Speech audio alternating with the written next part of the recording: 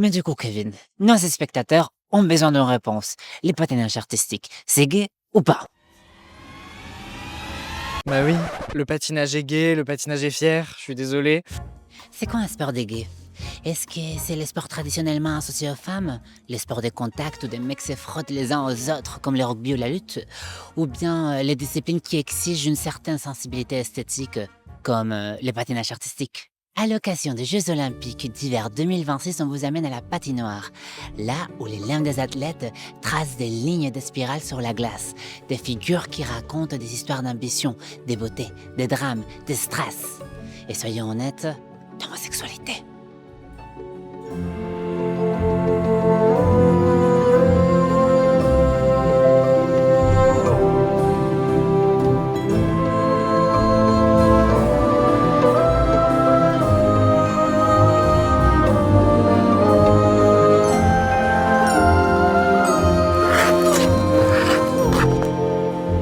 Et oui, les gays sur glace existent aussi dans la vraie vie, pas seulement dans Heated Rivalry ou Yuri on Ice. Hein? Cette référence, on ne l'avait pas, c'est ça? Ok, elle est pour nos lecteurs les plus otaku. Mais alors, les patinages artistiques, c'est un sport des gays ou pas? Pour tenter d'y répondre, on se trouve actuellement à Grenoble, où on va rencontrer Kevin Emoz, patineur artistique qui représentera la France aux Jeux Olympiques d'hiver dans la catégorie individuelle masculine et qui est, accessoirement, fièrement homosexuel. Il a sans doute quelques réponses à nous offrir. Salut Kevin, comment vas-tu? Bah très bien, et toi? Super, je suis trop contente d'être à Grenoble. Dis-moi qu'est-ce qu'on va faire aujourd'hui? Alors je t'invite à prendre une petite session patinage avec moi. T'es prête? Bah je sais pas, dis-moi. Bah va falloir changer, c'est un peu trop casual, donc j'espère que t'as une belle robe de patineuse. Du coup je suis prête. Qu'est-ce que tu penses de mon look? Ça te plaît? Mais c'est... J'ai l'air si terne à côté. T'es magnifique, j'adore. Très patineuse. Fake until you make it. Mais avant de nous lancer sur la glace, posons quelques bases. Par exemple, quelles sont les différences entre le patinage sur glace, le patinage artistique et la danse sur glace? Le patinage sur glace, au sens large, se définit assez simplement. C'est le fait de se déplacer en patin sur de la glace. Une pratique qui existe depuis des milliers d'années et qui sert aujourd'hui de base à de nombreux sports. Le patinage de vitesse, le hockey sur glace, le patinage synchronisé. Et parmi toutes ces disciplines pratiquées sur la glace, il en existe deux que les grands publics confondent très souvent.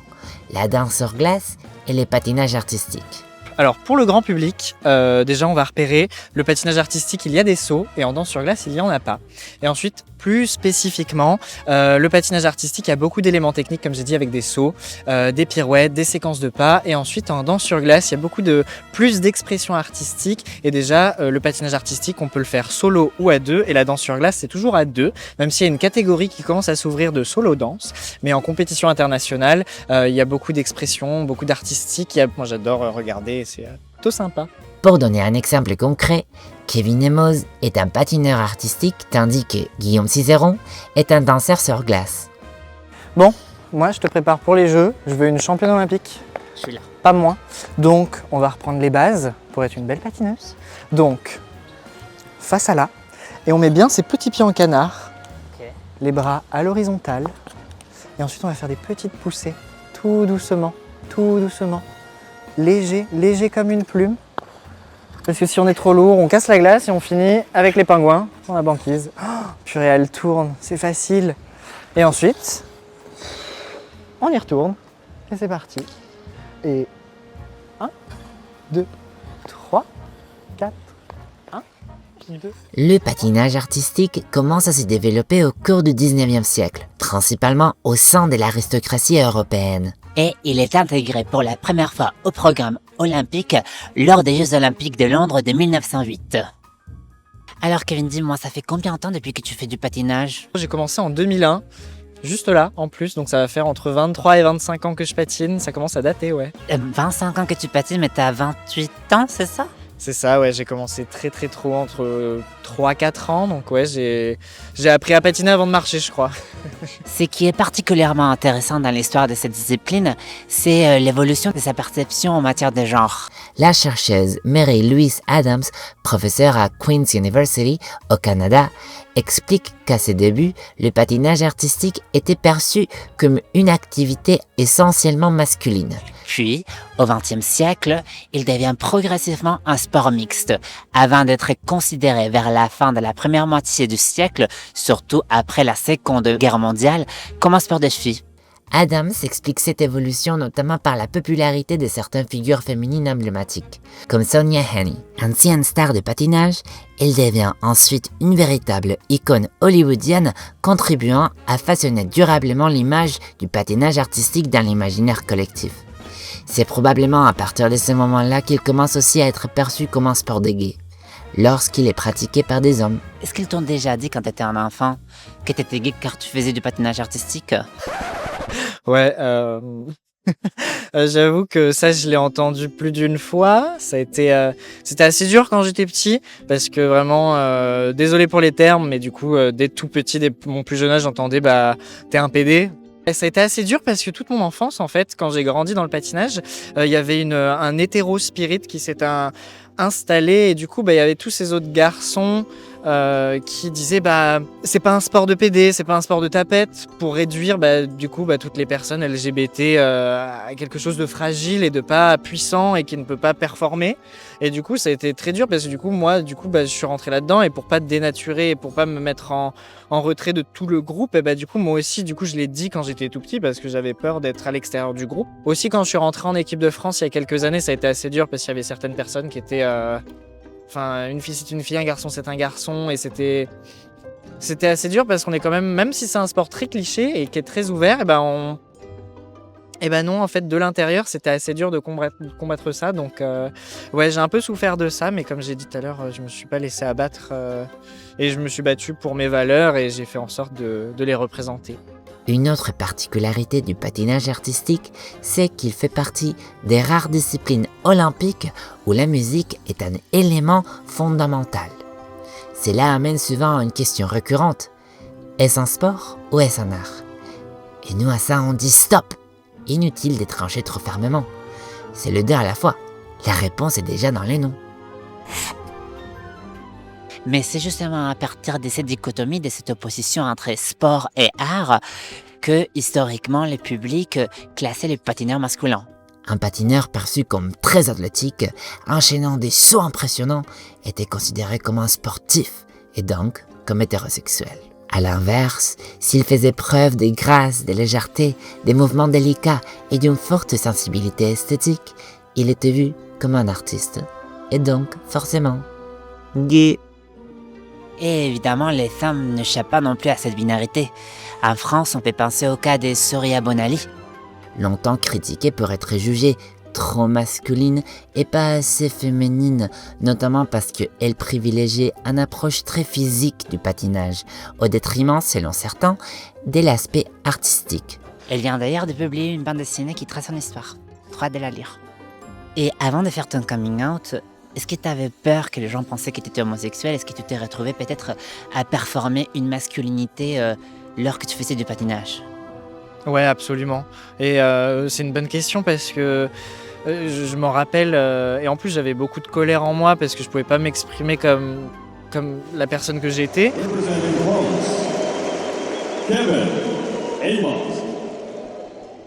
Et du coup, on devait se forcer à être quelqu'un de solide, comme on dit, un bonhomme, et moi souvent les retours que j'avais c'est tu vois ton patinage Kevin, ça montre que ça peut être masculin, et moi j'étais là on s'en fiche que je sois féminin ou masculin, moi tout ce que je fais c'est patiner, présenter mes émotions, donc ouais, ça c'est aussi quelque chose que j'avais très peur, et aussi le regard des autres qui puissent changer. Exercice numéro 2, on va apprendre une petite pirouette. Alors, le bras gauche devant, le bras droit un peu derrière, tu vas plier les genoux tout doucement et tu vas donner une claque à ta pire ennemie. Et tu tournes. Avec le bras droit. Okay. Une belle gifle. Ouais, ça va vite. Et depuis que tu as fait ton coming out, ou peut-être même avant, est-ce que tu as vécu de l'homophobie sportive? Pas vraiment en face à face. c'est étrange, mais surtout sur les réseaux, ça a été ultra violent. Du coup, je m'étais présenté comme candidat pour être porte-drapeau de la délégation française, et là, ça a été des messages, je pense que tout le monde peut s'imaginer ce que j'ai reçu, mais ouais, ça a été assez dur. Et aussi ma première victoire en Grand Prix là en novembre dernier, les Américains ont été assez durs. Je pense que vous avez tous entendu parler de cet Américain qui s'est fait tirer dessus. Et il y en a certains qui m'ont dit que ceux qui tiraient avaient loupé une opportunité de me tirer dessus en public. Donc ce genre de violence qu'on ne devrait pas lire et qu'on reçoit, donc ça c'est assez dur. Mais le face-à-face, non, jamais. J'ai beaucoup de chance, mais ouais, des fois ça peut être dur, surtout sur les réseaux sociaux. Les gens, ils adorent se cacher derrière des pseudos, des photos de profil, ou des fois un peu plus souvent maintenant, ils ont leurs vraies photos et ils sont un peu violents, mais ouais, c'est pas facile. Bien sûr, tous les patineurs artistiques ne sont pas gays, mais il existe une véritable histoire queer du patinage artistique marquée par plusieurs figures homosexuelles majeures. On peut citer John Kerry, un patineur britannique qui, après sa carrière sportive, a fait entrer les patinages sur glace dans les théâtres, même au West End. Ou encore Rudy Galindo, un patineur américain d'origine mexicaine qui fait son coming out en 1996. Sans oublier, évidemment, Johnny Wire, un autre patineur américain à la personnalité flamboyante qui a même eu sa propre émission de télé-réalité. Malgré les tentatives répétées de rendre le patinage artistique plus hétérosexuel, ce milieu a été particulièrement frappé par l'épidémie de VIH-Sida dans les années 80 et 90. John Kerry meurt des suites du virus en 1994. Rudy Galindo perd 2 entraîneurs à cause du sida. On a eu pas mal des figures queer dans le patinage, mais on en a manqué.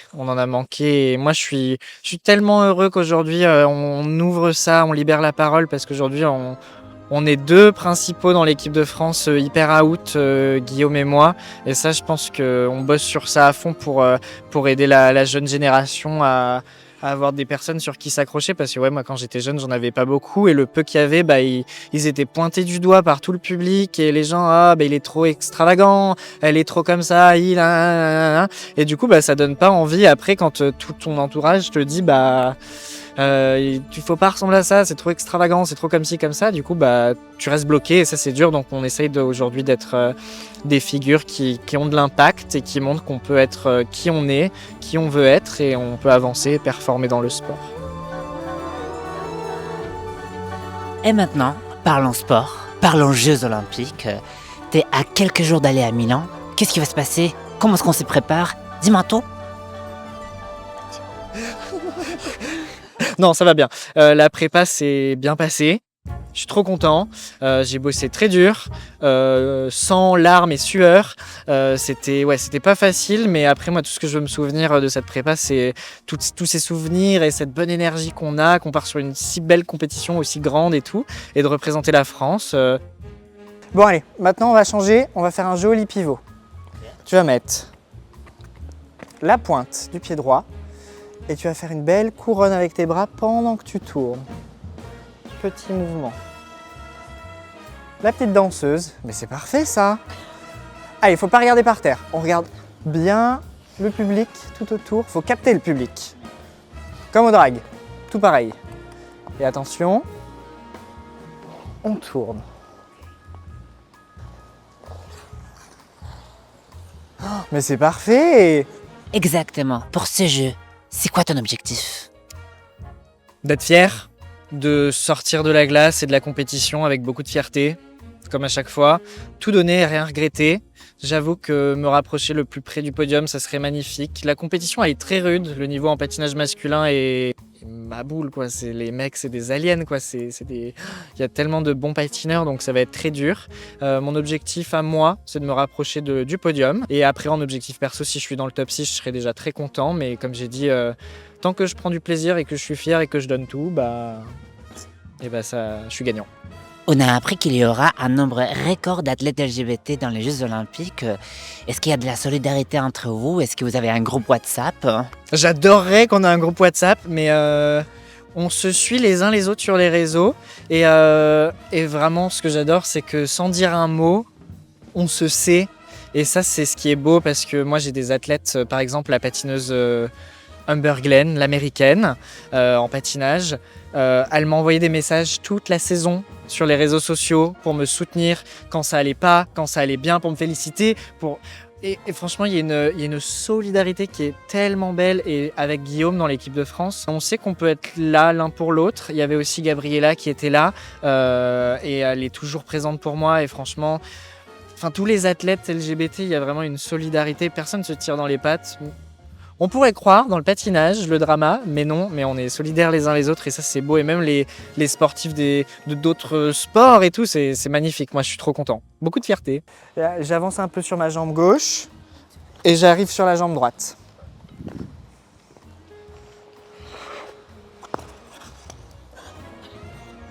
C'est trop bien! Mais du coup, Kevin, nos spectateurs ont besoin d'une réponse. Les patinages artistiques, c'est gay ou pas? Bah oui, c'est drague, nos costumes, nos paillettes, le lycra, il n'y a pas plus gay que le patin, je suis désolé. C'est comme ça? Non, le patinage c'est gay, mais c'est ouvert à tout le monde. Peu importe d'où tu viens, qui tu es, t'es le bienvenu. Exactement, vous êtes les bienvenus. Et d'ici là, on te souhaite la meilleure chance pour les Jeux Olympiques.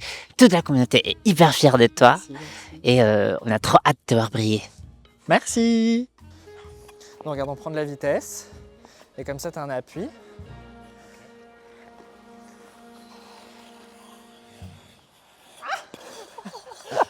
Il y avait un trou.